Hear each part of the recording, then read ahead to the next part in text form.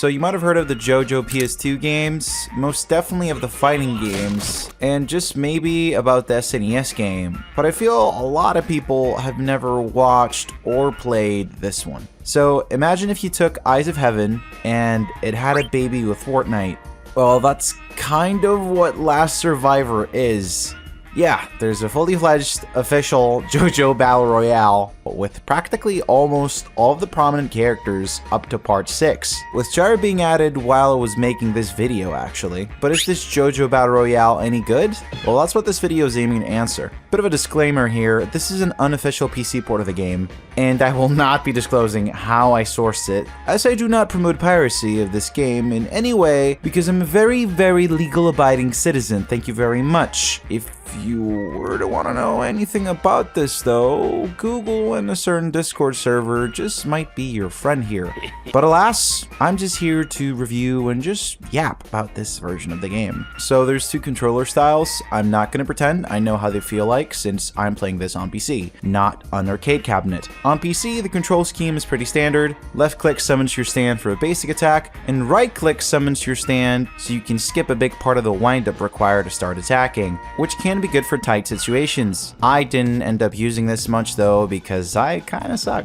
You can also crouch, which I barely used as well. The circle moves quite fast compared to other battle royales, so I didn't really end up needing to camp much. And the maps aren't designed for it as much either, I think. There's a simple bare bones tutorial of basics to get you started. It explains the spirit gauge, which is basically how many basic attacks you can do before you go on cooldown, and how your character ability is also tied to it, creating the constant dilemma of whether you should use your ability or not, since it directly eats into what is essentially your stand's ammo. Kind of a neat spin on the hero shooter gameplay loop, but inside of a battle royale game, which ends up creating quite a refreshing dichotomy here. Every character has a basic ability and an ultimate, both of which can be unlocked by leveling up through chips you get by defeating other players or enemies, if you're playing the wave mode that is. This ended up feeling a bit bare bones for what essentially felt like a light version of a hero shooter. I praised the concept earlier, but the execution is pretty hit and miss, especially for a franchise like JoJo's where characters have such unique and varied abilities throughout the series, creating many gameplay opportunities which I feel the devs occasionally didn't capitalize on here. There's also 2 types of characters, stand users and Hamon. The stand summoning button is replaced with a neat little quick time event to resemble that of concentrated breathing. Up in your Hamon gauge will buff your guy and his abilities. Very neat that they went through the effort to do this for just 3 characters. I'll be covering the Hamon users in part 1 Dio later in the video. Spoiler alert, Jonathan is busted. Stand users come in close and remote range as well. Some remote ones include Mista, Rohan, Kakyoin, Arancia, and regular Pucci. Final Pucci was released recently in March, but sadly my build doesn't include him, which is quite a shame as he does play a bit like Tracer, and his ultimate being used as a fast forward for the safety circle movement is such a smart way of turning a JoJo stand into a battle royale mechanic. The way other players perceive it is quite cool as well, and interactions like the fact that Jotaro can stop it are thankfully here. Not sure why they used part 3 Jotaro here in the official footage though. Char actually came out as I was making this video, and he's not included either. Of course, he's a ranged Hamon fighter. He uses his steel balls as his primary fire and causes small knockback with each hit. He can even charge his balls with the spin and release stronger hits with stronger knockback. His kit also includes the ability to throw steel balls and use the vibrations generated by the spin to detect enemies. He even has a stamina meter mechanic so he can summon Valkyrie. His movement speed and jump height are greatly boosted while he's riding his trusty steed. The horse's stamina slowly depletes, and if you take damage, your stamina is actually depleted instead. So his horse stamina can almost be used as a shield as well. And of course, his ultimate is the iconic golden spin, which also restores his horse stamina. Overall, a great and imaginative moveset for one of my favorite JoBros. One thing I felt quite iffy about while playing this was how similar some stand users felt. Having only one secondary ability makes everyone feel a bit samey, and at times unbalanced. If your character's singular move is unreliable, then they're kinda mid as a whole, with some exceptions like Caesar. Getting a second ult in your level ups through chips takes ages, so limiting a character's base kit to their hit range and one ability feels quite limiting, and some characters can only use their ultimate once per game, like Pucci for instance. Many characters have a repeating moveset of a literal counter. Yeah, okay, Diavolos does the Omae Mamo Shinderu teleport behind the opponent, but it's still a counter, just a bit more spicier at the end of the day. Same goes with some power-up ultimates. They devolved to just being a simple power or range boost. Jorno's being just a model swap to Requiem feels lazy. They could have given Jordan the ability to float in air, or considerably increase his movement speed. But he does take 0 damage during Requiem mode, so that's at least some distinction from other ults like Josuke's Angry buff.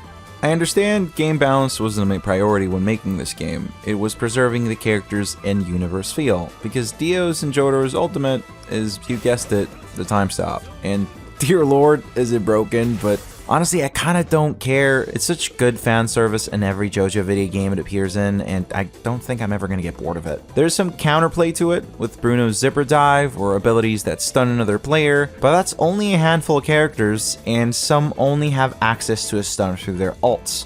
If counterplay is only limited to selecting the right character before the match even starts, that's not exactly what I would call good balancing, but it's better than nothing for a licensed anime game. They did do it in the Capcom arcade game, they did in ASBR, and in Eyes of Heaven, and quite frankly I don't really think I'm ever gonna get bored of using a time stop in these video games. At this point, the previous games have kinda set an expectation that the time stop is going to be in the next video game. It would be cool though if they had an alternative ultimate you could use for tournaments, to make the characters feel a little bit less broken. Like a big AoE stand rush effect for Jotaro. Dio could hurl a ton of knives at you instead. Then again, that would be more fitting for A.W. Diego, but you get my point here. There were ways to make these guys a bit more balanced. Not sure where else to mention this, but I just love how High Voltage Dio's ultimate is a time stop, but it also is followed by a Road Roller Crush. Yes, it is in a sense weaker than regular Dio's ult, but the fan service is just too good. Some ultimates that power up your stand and character do have this incredibly long wind-up animation, which renders them way more vulnerable than others. Not sure why Joseph's Ripple Overdrive ult should have the same wind-up with something as broken as a time stop, which can easily be used from afar to close in for the kill. It's little things like that which makes me feel that this game could be better balanced with just a few soft tweaks here and there. Sadly, the AI is quite horrid even on very hard. If you want a real challenge, you have to play with other people online. Wave mode is pretty fun though, regardless of how dumb the AI is.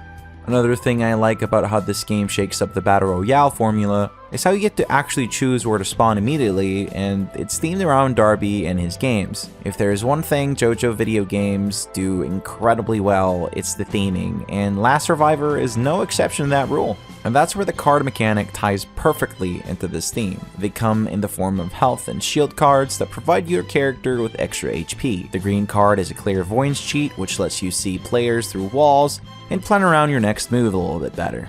Defeating enemies gives you levels, which you get from collecting their soul chips, keeping in tune with the theme of Darby and his games. Another thing I absolutely want to gush about when it comes to theming here is that the out of bounds damage effect is the disembodied hands from Ghost Girl's Alley that eventually drag Kira into the absolute void. Utterly beautiful, and I actually first discovered this while playing as Kira as a really nice cherry on top. Windows can be broken, so you can always chuck yourself into another building while on the run. Bruno's ability takes this into another level by being able to enter pretty much everything. Everything is a door if you want it to be. The camera can sadly feel a bit claustrophobic while exploring some smaller buildings though. Regardless, this creates a very fun game loop where you crash into houses and shops in search of cards while staying on the run from the circle and trying to take down other players to unlock your ult and abilities. When the match ends, you get to choose from some really cool looking filters for an eventual photo op. My favorites have to be these 3 stylish ones, creating an effect very similar to Part 4's atmosphere. Kinda wish you could have these shaders on as an option during gameplay though. The cell shaded one looks very sick. It gives the game a more arcadey vibe, which I somewhat prefer actually. All the characters have tons of color swaps to choose from, so do the stands. Sadly, I could not get the skins to load. Maybe a bug with my version of the build, but in the actual version, the arcades, these do work, and the selection of colors is amazing. Wish I could use white pistols and blue Killer Queen though, bummer. Some really cool color swaps aren't even color swaps, they're actually different outfits. Just like the fighting games, there are full actual model swaps that feature different outfits. Rohan has multiple, for instance. Sadly, no Diavolo silhouette to be seen here. Some obvious color palettes are missing here, which baffles me because every character has 10. Except Mista, his main skin repeats, but maybe it's just another bug. No WF Poochie either. This one kind of reminds me of it. Some recolors do feel lazy. Pink Part 4 gang just feels like they slapped purple and pink on everything. They could have just copied what the sauce paint jobs look like, or just, what the other games did. I'm really glad to see stuff like Shueisha Jeline here though. Another thing I want to touch on is that this game does have a bit of stock UE4 syndrome. The way the collision VFX are rendered on walls, for instance, feels like something that was ripped out of default engine assets and just tweaked around a bit, which is quite disappointing because I'm a fan of what they did with the models here. They do have a bit of realism to them, but nowhere near what that godforsaken jump game did. It's like a weird middle between the fighting games and the uncanny valley of jump. I like it, and I feel it fits the game's atmosphere. It's JoJo, but Fourth Night, and not in a bad way, surprisingly.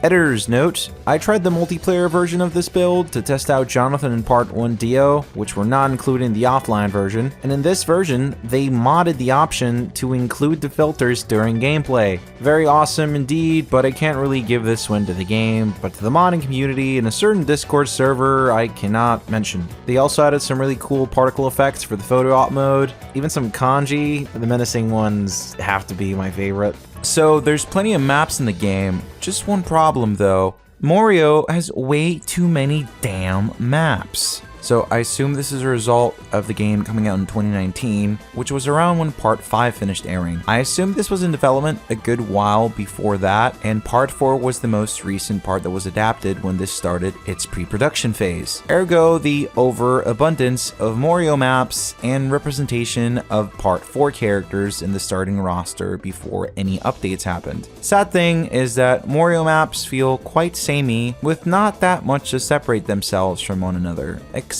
from that one with the farms. Yeah, I get it, it's the same town, so obviously these maps are gonna feel similar, but maybe not include 6 maps of the same town if that's the case. Overall, the selection could be better, but the maps do capture the JoJo vibe quite well, and the game does try and include details that would please any fan.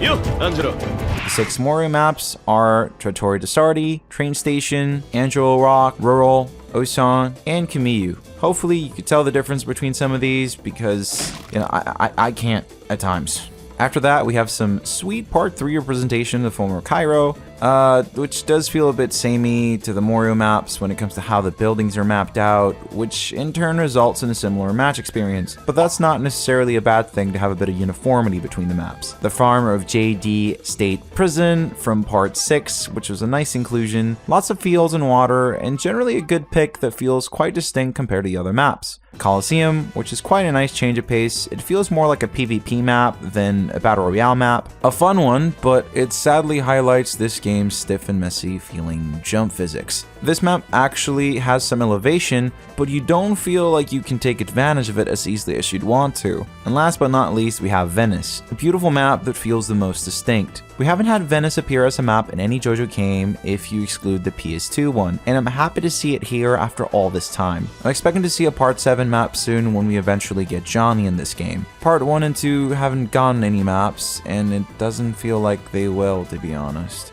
The OST is serviceable, but sadly isn't too memorable. The main menu theme gives Eyes of Heaven vibes, but maybe I've listened to it a little bit too much to realize the early onset of Stockholm Syndrome this has given me because I've had it in the background for way too long. The in-game music does the job, but it's nothing to write home about either.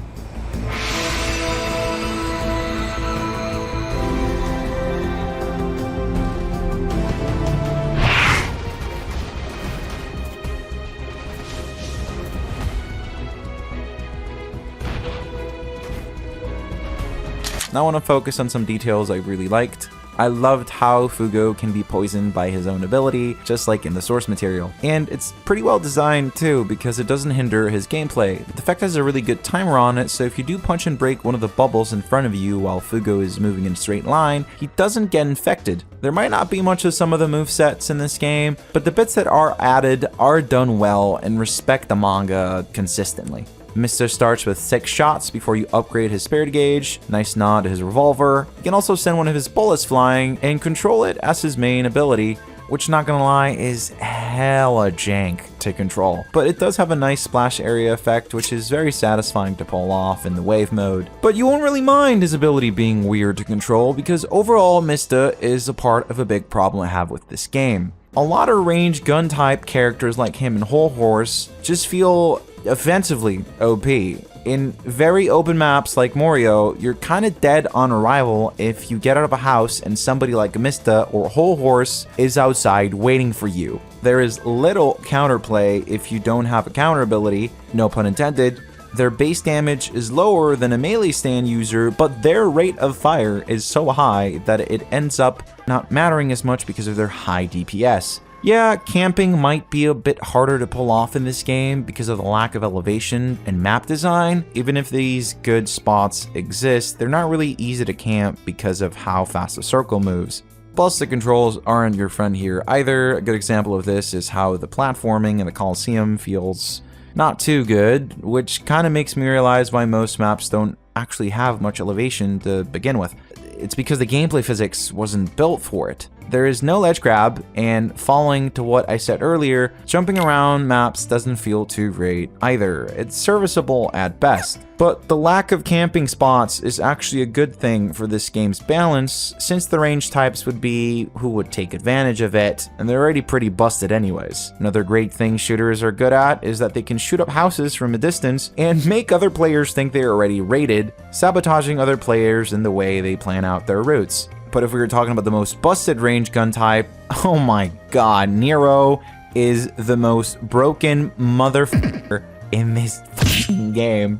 He has a learning curve compared to the others because he has to charge his shots up to 5 knives with Metallica.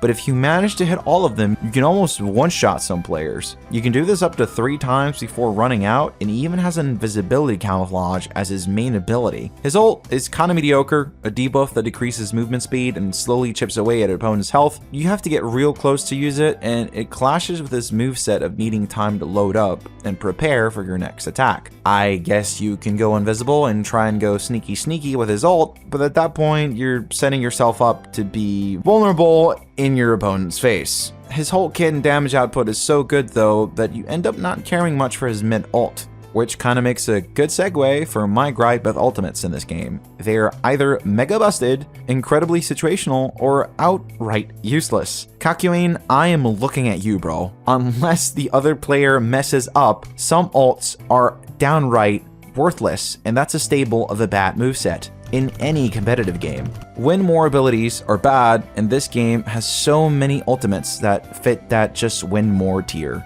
Plus, Weather Report's ult is Kakyoin's one, but with better range and shorter windup. You can even aim it farther ahead and it doesn't lock you in an animation. It even lasts longer too. Them frogs just won't stop. I mean, they eventually do, but it takes them quite a while. Green Naruto is low-key the better version of Kakyoin if you ask me. Having a tracking ability, better rate of fire and splash damage. Cherry Boy's ult is simply outclassed here. Unless you're fighting multiple players at once, it doesn't have that much use outside of that. And even if you are facing multiple enemies, his windup is so long, you're probably gonna die while you're trying to use it. Now, I want to get a bit into some of my favorite movesets in this game. Jolene has to be a standout, no pun intended. The way she flings around with Stone Free kind of makes you feel like Spider-Man. The way she can fling around the map with Stone Free gives her great mobility, and she makes simple stuff like moving around the map pretty fun. You can also actually get on roofs, and running the circle is a lot more stress-free compared to other characters. Her lovely counterpart, Anasui, is also quite versatile when it comes to movement. You can scale up any surface with Diver Down, hell, even trees? Although if the surface isn't completely linear, he won't latch on. It doesn't sound too easy to make a script that can detect when a surface is completely linear. For instance, when it's the end of a house to actually reach the roof. It would probably be easier if there was a ledge grab mechanic, which this game desperately needs, in my opinion. They could have put a lot more elevation into the maps with a ledge grab, and maps like the Coliseum would feel so much more fun to play around in. And Sui's ultimate is a one-shot area of effect, which he can aim from a distance. Sadly, I don't love how everyone is depicted in this game. I'm kind of disappointed with my absolute favorite JoJo's moveset. I'm talking about Joseph, by the way. His regular ability could have been the Tommy gun, you know, the one he uses to mess up Straiso, like a straight up gangster-roni. Like, his actual ability is a simple protection wall that does damage if enemies touch it. I don't know, it just kind of feels a little bit anticlimactic compared to Joseph's explosive personality. And considering the fact that he's a melee Hamon user with a similar range to a stand user, he can't really get much mileage out of this. If he was ranged, then I guess his ability would make more sense, but he's not. His ultimate is a nice cool Hamon buff that lets him superhero jump, but overall I'd say he feels quite unimaginative compared to other interpretations of characters in this game. Caesar, in stark contrast, feels like an absolute ubermensch, fitting the theme of ranged users being busted. Also, I love how you can keep attacking with these guys while doing the Hamon breathing minigame. It's not like they stop using Hamon during their fights in the anime, so it does make quite a lot of sense. His ability, Hamon Cutter, is a way jankier version of Nero's basic attack, where you have to load up your Hamon Cutters, but it's quite hard to land as the lock-on felt incredibly unresponsive at times. And the rage and damage isn't the best either, especially for how much it eats into your spirit gauge. His ultimate though, dear lord, almost zero counterplay to this if you're out in the open. The DPS is so high that it just melts through HP bars. They also gave him a cool passive where he seals a soul chip inside a red soap bubble, which his teammates can pick up if you're playing in teams. Jonathan looks like a great and fast-paced brawler, being able to charge his punches to rush tackle other characters, which allows him to interrupt ults as well. He can even heal, he does his Hamon QTE. His ult being his signature sword, turning his basic attacks into long-range sword beam attacks. Doesn't get more anime than that, honestly. This gives him a hefty range boost and automatically maxes out his Hamon bar. He might have one of the shortest range in the game, but he makes up for it with absolute insane damage output and the fact that he has a really good gap closer in the form of his charged punches. Dio's moveset is equally as cool. He heals when he does damage, can freeze his opponents, parkour off walls and into buildings, and his ult being the actual laser beam attack. Something I appreciate here is the inclusion of a UI that shows you the impact point of a projectile when you can't fire past it. Some characters have a way bigger stand summon wind-up like Avdol, which I don't fully understand. Maybe it's to counteract his range? Then again, other range characters don't have it. Maybe it's because Avdol has a stun built into his base kit when other characters have it as an ult. It does feel like some balancing was considered while making his kit. I love how they added little details like the fact that when Whole Horse reaches low HP, he just starts running away way faster with a different animation. He kind of gives Joseph vibes, honestly. His regular ability is a homing shot that does less damage and eats up way more spirit gauge. A good way to finish off an enemy in a pinch. While his ultimate is just a rapid fire attack.